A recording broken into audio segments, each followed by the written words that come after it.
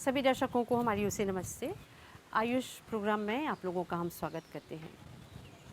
दर्शकों, आयुष प्रोग्राम आज तीसरी जो श्रृंखला है, हम बात करेंगे हाई ब्लड प्रेशर पर। दो प्रोग्राम के दौरान आपने ये देखा कि ये हाई ब्लड प्रेशर कैसे ये बीमारी हमारे शरीर को, कैसे वो हमारे जो ऑर्गन्स है कैसे उसको ख़राब कर देता है। तो ये बहुत ज़रूरी है कि हाई ब्लड प्रेशर को हम कंट्रोल में करें। खान पान पर हमारा जो आहार विहार है, एक्सरसाइज करें, ये सब आपने देखा। आज हम मुख्यतः बात करेंगे इस प्रोग्राम में हमारा जो लाइफस्टाइल कैसे होना चाहिए, और थोड़ा खान पान पर भी हम बात करेंगे। और विशेषकर आज हम हर्ब्स पर, हमारे जो किचन में बहुत सारे जो मसाले हैं वो दवाई के रूप में इसको प्रयोग कर सकते हैं, तो इस पर हम चर्चा करेंगे। और अंत में जो है पंचकर्मा पर, पंचकर्मा बहुत सहायक है, हम अपने हाई ब्लड प्रेशर को ठीक कर सकते हैं। तो इन सब बातों को आज लेकर हम चर्चा करेंगे आयुष प्रोग्राम में। तो आज हमेशा की तरह हमारे साथ डॉक्टर ई शर्मा जी हैं। चलिए हम आपको मिलवा रहे हैं डॉक्टर जी से। नमस्कार डॉक्टर जी, आपका हम स्वागत करते हैं। और डॉक्टर जी, आज हम विशेषकर बात करेंगे हाई ब्लड प्रेशर पर, और आहार विहार को लेकर, लाइफस्टाइल को लेकर, ये सब पर आप चर्चा करेंगे।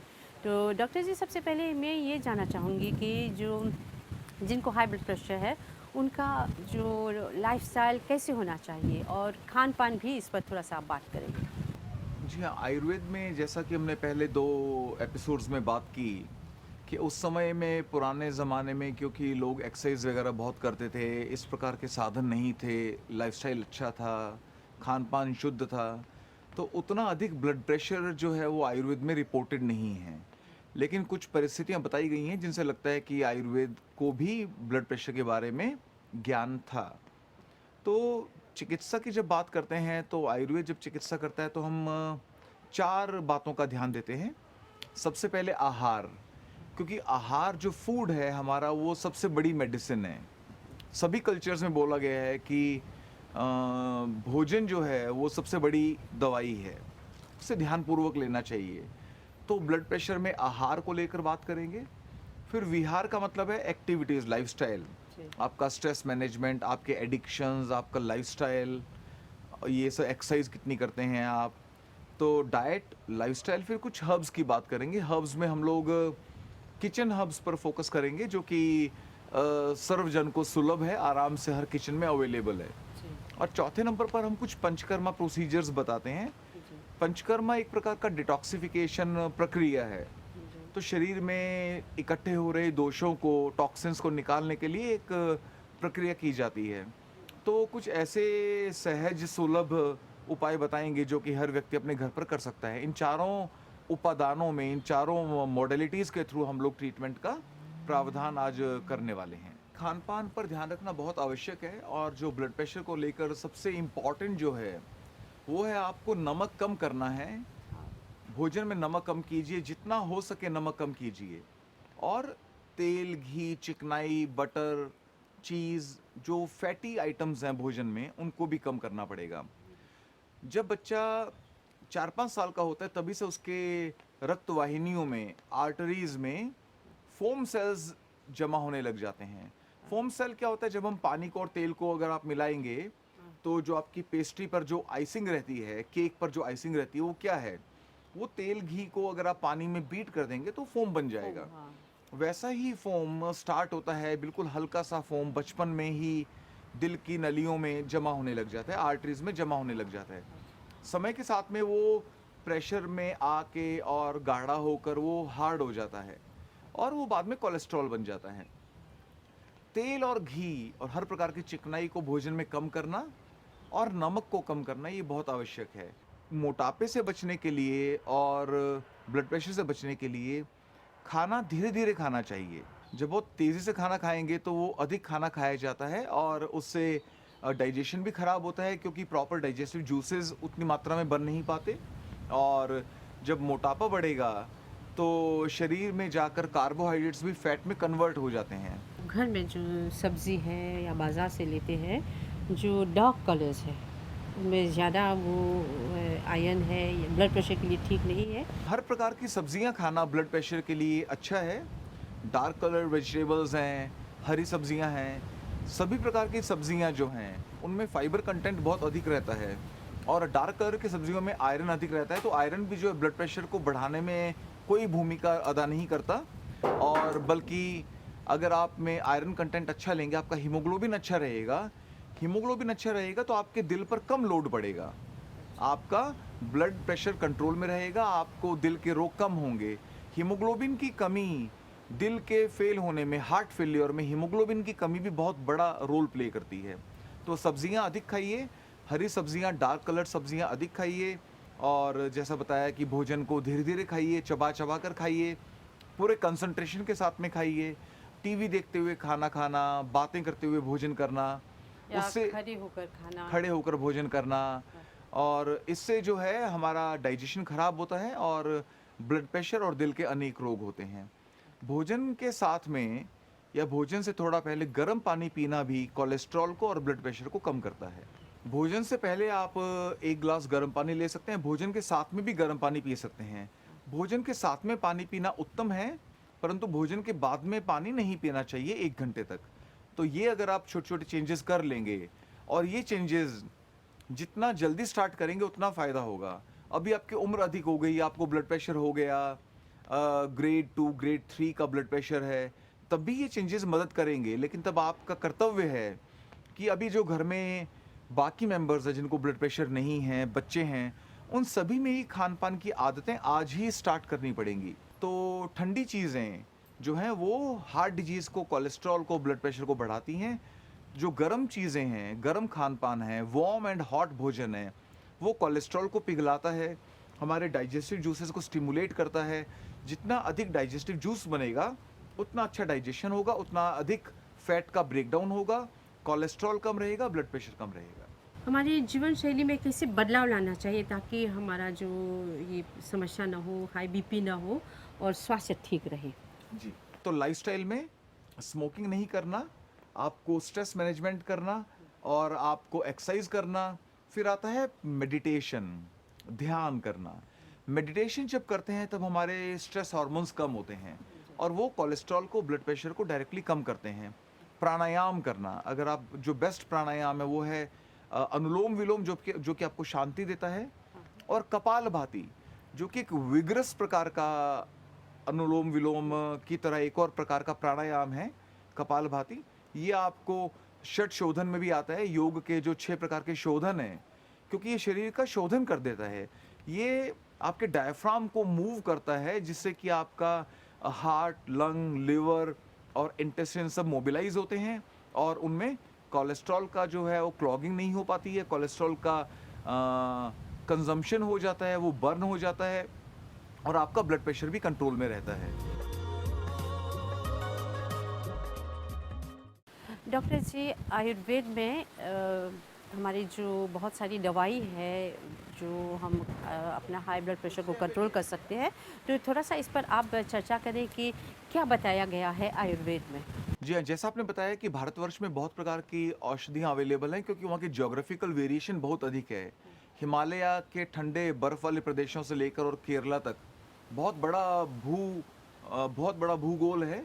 बहुत प्रकार की औषधियाँ होती हैं, जिनमें ब्लड प्रेशर को कम करने के लिए सर्पगंधा है, अश्वगंधा है, ब्रह्मी, जटामांसी, तगर, इस प्रकार की बहुत प्रकार की औषधियाँ प्रयोग की जाती हैं। इनके कॉम्बिनेशंस हैं।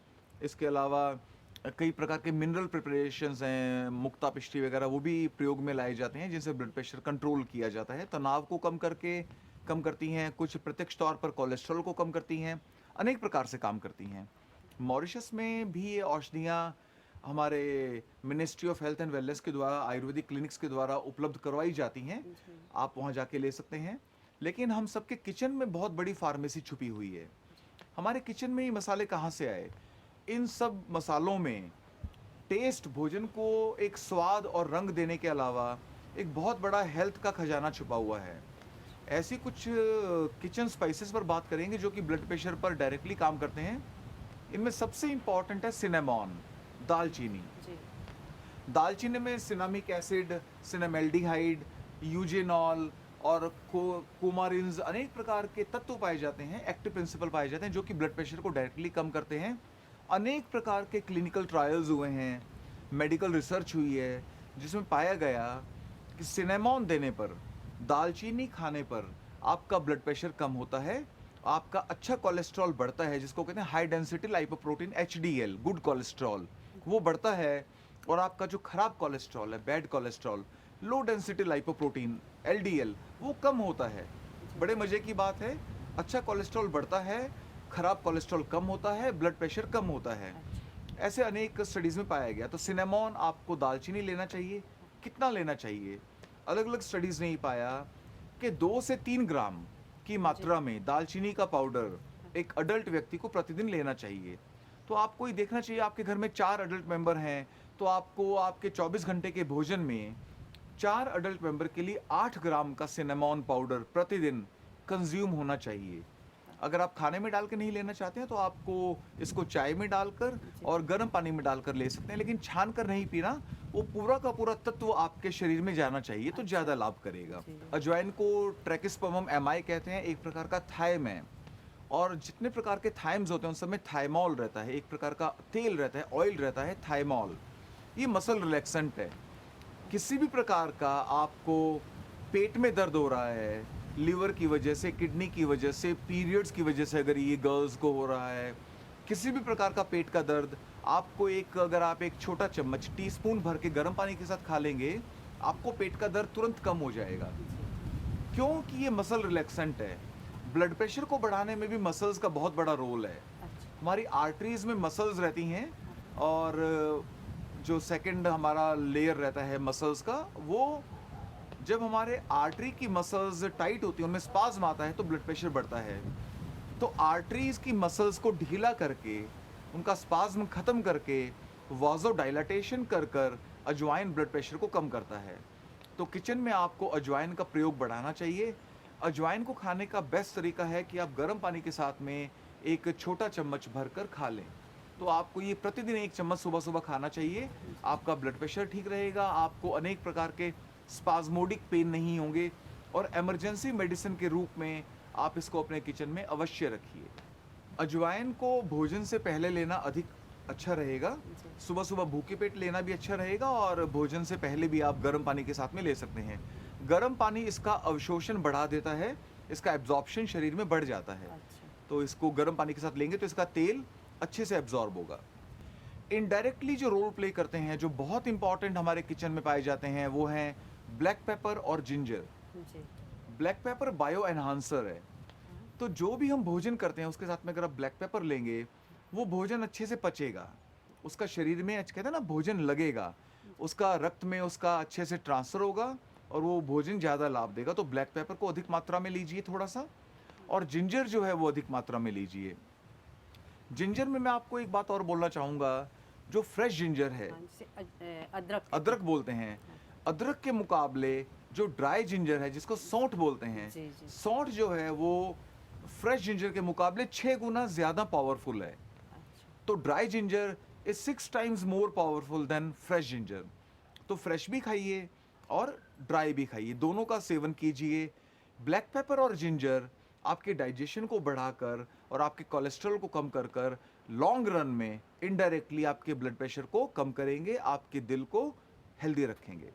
किचन से बाहर निकल के अगर हम लोग देखते हैं तो 2 मैं हर्ब्स का नाम लेना चाहूँगा, जो कि यहाँ पर अवेलेबल भी हैं, और यहाँ की पॉपुलेशन का प्रयोग भी करती है। यहाँ के बहुत ही निपुण आयुर्वेदा डॉक्टर्स हैं प्राइवेट और पब्लिक सेक्टर में, वो भी ब्लड प्रेशर के पेशेंट्स को ये 2 औषधियाँ रेगुलर देते हैं। वो हैं अर्जुन की छाल और त्रिफला। इन दोनों में क्या रहता है कि इनमें माइक्रोफाइबर्स रहते हैं, माइक्रोफाइबर्स रहते हैं, मैक्रोफाइबर्स रहते हैं। बड़े फाइबर जो हैं वो हमारे पेट में, हमारे इंटेस्टिन में कोलेस्ट्रॉल को एब्जॉर्ब कर लेते हैं, बिकॉज अर्जुन और त्रिफला बहुत ड्राई होते हैं। जी। जब ड्राई होते हैं तो जो आपके पेट में, इंटेस्टिन में जो तेल घी पड़ा है, जो आपने खाया, जो आपने गातोपीमा खाया, उसका तेल और घी वहीं पर सोख लेते हैं बड़े तौर पर। जी। फिर इनके माइक्रोफाइबर जो हैं वो ब्लड में चले जाते हैं, ब्लड में जाके वहाँ पे कोलेस्ट्रॉल को कॉम्बैट करते हैं, फाइट करते हैं, एंगेज करते हैं, और कोलेस्ट्रॉल को रिड्यूस करते हैं, आर्टरीज को क्लियर करते हैं। तो त्रिफला और अर्जुन ये दोनों को रेगुलर लेना चाहिए। ये दोनों साथ, ये पाउडर जो है दोनों साथ मिलाकर ले सकते हैं? जी हाँ, ये थोड़ा सा दोनों पाउडर कैसे? साथ मिलाकर ले सकते हैं। आप एक दो अच्छे तरीके हैं अर्जुन को लेने के। अर्जुन में से हम लोग अर्जुन की छाल का प्रयोग करते हैं। जी। अर्जुन के पत्तों का, जड़ का और चीज़ों का प्रयोग नहीं करते हैं। अर्जुन की छाल को आप कूट लापो कर, कहते हैं, लापो, स्किन जो है ना? स्किन, हाँ, अर्जुन के पेड़ की जो छाल है, स्किन है, ड्राई स्किन, हाँ, स्किन वो भी ड्राई है, जी। क्योंकि अर्जुन ड्राई है तो उसकी जो ड्राई स्किन है वो और अधिक ड्राई है। हाँ। वो ड्राई है तो शरीर में जाती सारा तेल घी वो खींच लेगी। जी, उसकी टी बनाकर ले सकते हैं, उसको उबालकर छानकर उसकी चाय पी लीजिए जी। सुबह सुबह, बहुत अच्छा है। और अर्जुन की छाल का पाउडर बनाकर भी खा सकते हैं, जी। वो और पाउडर अधिक तो फायदा करेगा। अवेलेबल है बहुत जगह में। जी हाँ, पाउडर है। पाउडर को अगर आप खाएंगे हाँ। वो ज्यादा लाभ देगा, अच्छा। क्योंकि जो फाइबर्स हैं वो भी आपके पेट में जाएंगे। अगर आप छान देते हैं तो आपको बहुत फायदा मिलेगा, लेकिन जो फाइबर आपने फेंक दिए उनका फायदा नहीं मिलेगा। मतलब कि जब भी आप पानी में डाल रहे हो तो पूरा पीना पूरा चाहिए। पीना है आपको, डॉक्टर की एडवाइस के साथ में, ये क्योंकि उसको उबाल कर या ऐसे गर्म पानी में? उबाल कर, आपको उसको उबाल कर गर्म पानी में घोल कर या उबाल कर आपको पूरा पी जाना है। वो फाइन पाउडर होना चाहिए। हाँ। और दूसरा तरीका है कि जो बहुत ही पॉपुलर है वो है अर्जुन टी। हाँ। अर्जुन की छाल को अगर बड़े टुकड़े हैं हाँ, हाँ। तो उनको कूट कर, पीस कर उनकी चाय बनाकर पी लीजिए। जी। एक और औषधि के बारे में हम बताना चाहेंगे, पिछली बार भी बताया था और आपने दिखाया भी था, ईसबगोल सिलियम हस्क के नाम से अवेलेबल है। ये पानी में डालने पर फूल जाता है और ये भी बहुत रुक्ष होता है, ये बहुत ड्राई होता है। तो ईसबगोल को अगर आप रेगुलर लेंगे तो ड्राई होने की वजह से ये आपके शरीर के एक्स्ट्रा कोलेस्ट्रॉल को एब्जॉर्ब कर लेगा, आपके तेल घी को एब्जॉर्ब कर लेगा, और ये कॉन्स्टिपेशन को दूर करने में, मोटापा दूर करने में, डायबिटीज़ को कंट्रोल करने में भी ईसबगोल का बहुत बड़ा रोल है। तो इसे भी रेगुलर लेना चाहिए। अगर आपको मोटापा रहेगा और आपको कॉन्स्टिपेशन रहेगा तो आपका इंट्रा एब्डोमिनल प्रेशर बढ़ा रहेगा, आपके पेट में प्रेशर बढ़ा रहेगा, और पेट में बहुत बड़ी बड़ी आर्टरीज हैं, एओर्टा, वेना कावा, उन सब पर जब प्रेशर बढ़ेगा तो ब्लड प्रेशर तो बढ़ेगा ही बढ़ेगा। तो पेट हमेशा हल्का रहना चाहिए। आयुर्वेद में एक कहावत भी है कि पेट हमेशा नरम रहना चाहिए। अगर आपका पेट सॉफ्ट रहेगा, उसमें प्रेशर नहीं रहेगा, तो बड़ी बड़ी आर्टरीज रिलैक्स रहेंगी, ब्लड प्रेशर कंट्रोल में रहेगा। इसके लिए ईसबगोल बहुत बड़ा रोल प्ले करता है। और वो कैसे लेना चाहिए? खाने से पहले या खाने के बाद? ईसबगोल को लेने का बेस्ट समय है रात को सोते हुए। आपको इसको गर्म पानी में घोल कर पीना चाहिए। अगर आप पहली बार ईसबगोल लेना प्रारंभ कर रहे हैं तो अच्छी बात है कि आप अपने आयुर्वेदिक डॉक्टर से मिल लें। आपके जो 6 बड़े हॉस्पिटल्स हैं उन सब में आयुर्वेदा डिवीजन है, वो आपको ईसबगोल लेने का सही तरीका बता देंगे। प्राय तौर पर इसको रात को सोते समय पानी में घोलकर 5 ग्राम की मात्रा में रात को सोते समय लिया जा सकता है, और पानी में घोलकर लेना है। रूखा जो है, आपको ड्राई ईसबगोल मुंह में नहीं डालना है, कभी कभी मुंह में चिपक जाता है और ये चोकिंग कर सकता है। तो पानी में घोलकर थोड़ा फूल जाए, इसको बीट कर कर आप रात को सोते समय पी लीजिए, 1 ग्लास पानी में? 1 ग्लास पानी में। तो इसको हैबिट बना लेंगे तो आपको एक्स्ट्रा कोलेस्ट्रॉल से, ब्लड प्रेशर से, मोटापा, कॉन्स्टिपेशन, इन सब से वो आपको डायरेक्टली बचाएगा। और जिस तरह बार बार आप डॉक्टर जी बताते हैं कि डॉक्टर की एडवाइस लेना चाहिए, कोई दवाई अपने आप नहीं लेना चाहिए। जी हाँ, ज़रूरी। क्योंकि ब्लड प्रेशर में ये सबसे बड़ी गलती ये करते हैं कि प्राय जो रोगी हैं वो अपनी दवा खुद बदल लेते हैं, कम कर देते हैं, ज़्यादा कर देते हैं। अपने आप ही कहीं सुनकर, कहीं डॉक्टर की बात नहीं सुनेंगे, पड़ोसी की बात सुन लेंगे।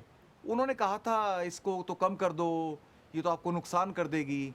ये बहुत बड़ी भ्रांति है, गलत अवधारणा है। बिना डॉक्टर की एडवाइस के आपको अपने ब्लड प्रेशर की मेडिसिन को या किसी भी मेडिसिन को कम ज़्यादा नहीं करना है। तो अभी तक जैसे हमने बोला कि हम 4 प्रकार से ट्रीटमेंट करते हैं आयुर्वेद में। हमने आहार की बात की, डाइट की, हमने लाइफस्टाइल मॉडिफिकेशन की बात की, हमने कुछ हर्ब्स की बात की जिसमें कुछ किचन के हर्ब्स थे और कुछ जनरल हर्ब्स थे। चौथा जो हमारा जो टूल रहता है वो है पंचकर्मा। पंचकर्मा एक प्रकार का डिटॉक्सिफिकेशन प्रोसीजर है, और शरीर में हमारे समय समय पर उम्र के साथ में, केमिकल यूसेज के साथ में, टेंशन से, गलत खान पान से हमारे शरीर में कई प्रकार का जो टॉक्सिक मटेरियल इकट्ठा होता रहता है, उसे समय समय पर निकालना चाहिए। ब्लड प्रेशर में पंचकर्मा में के 5 प्रोसीजर्स में से एक प्रोसीजर का मैं आपको यहाँ पर जिक्र करना चाहूँगा वो है विरेचन। विरेचन होता है जिसमें कि कुछ आपको आयुर्वेदा डॉक्टर आपको चेक कर कर आपको कुछ दवाइयाँ खिलाते हैं, जैसे आपको कुछ परगेशन रहता है, कुछ लूज मोशंस लगते हैं, उससे आपके शरीर का पूरा गैस्ट्रो इंटेस्टिनल ट्रैक्ट, आपकी पूरी भोजन नली, आपका पेट, छोटे इंटेस्टिन, बड़ी इंटेस्टिन, सारा डिटॉक्स हो जाता है, बिल्कुल क्लियर हो जाता है। और इंटेस्टिन जब क्लियर रहेगा तो आपके इंट्रा एब्डोमिनल प्रेशर नहीं बढ़ेगा, आपके पेट में प्रेशर नहीं बढ़ेगा, तो आपको ब्लड प्रेशर कम रहेगा। तो आप अपने डॉक्टर से पूछकर आपको विरेचन कैसे लेना है, आपका डॉक्टर कैसे विरेचन आपको देना चाहता है, कौन सी दवाइयों के साथ में देगा, वो त्रिफला के साथ में हो सकता है, इसबगोल के साथ में हो सकता है, एरंड तेल के साथ में हो सकता है, वो डॉक्टर पर छोड़ दीजिए। रेगुलर अगर आप विरेचन लेते रहेंगे तो आप ब्लड प्रेशर के साथ में बहुत सारी बीमारियों से मुक्ति पा सकते हैं। डॉक्टर जी, आपको बहुत बहुत धन्यवाद देते हैं। आपने काफ़ी जानकारी दी कि जिन लोगों को हाई ब्लड प्रेशर है क्या करना चाहिए, क्या नहीं करना चाहिए। तो इन सब जानकारियों के लिए डॉक्टर जी बहुत बहुत धन्यवाद। एक और प्रोग्राम लेकर फिर मिलेंगे डॉक्टर जी। हमारी ओर से नमस्कार। आयुष प्रोग्राम यहाँ पर समाप्त होता है। आशा करते हैं आपको काफ़ी जानकारी मिली। अगर हाई ब्लड प्रेशर है तो इसको खान पान द्वारा, आहार विहार द्वारा, पंचकर्मा द्वारा कैसे उसको आप कंट्रोल में, नियंत्रण में ला सकते हैं। और जिस तरह डॉक्टर जी ने बताया कि कम उम्र में ही हमको इस पर बहुत ध्यान देना चाहिए। हमारा जो भोजन है उसको अच्छी तरह से उसको सोच विचार कर दवाई के रूप में लेना चाहिए। और काफ़ी जानकारी डॉक्टर जी ने दी है आपको पंचकर्मा के बारे में, और क्या खाना और क्या नहीं खाना इस पर भी डॉक्टर जी ने बात की। तो मैं आशा करती हूँ आपको बहुत सारी जानकारियाँ मिली। तो आप स्वस्थ रहे, खुश रहे, ज़रूर अपने स्वास्थ्य पर ध्यान दीजिए। तो एक और प्रोग्राम लेकर फिर हम आपसे मिलेंगे। हमारी ओर से बहुत धन्यवाद आपको। नमस्ते।